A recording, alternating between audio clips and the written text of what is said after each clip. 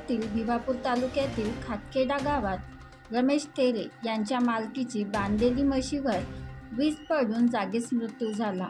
म्हशीची अंदाजे किंमत 1,20,000 आहे।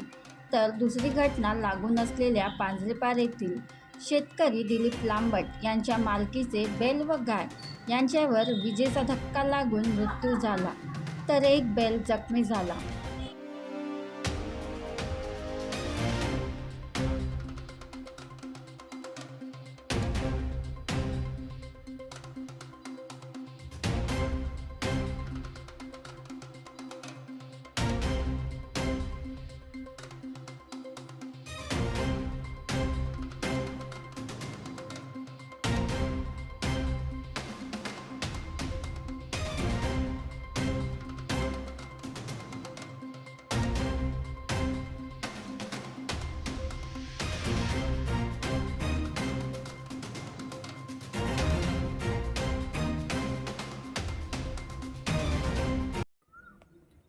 बनवा व्हिडिओ, पाठवा व्हिडिओ, आम्ही तुमच्या न्याय व हक्कासाठी लढा देऊ।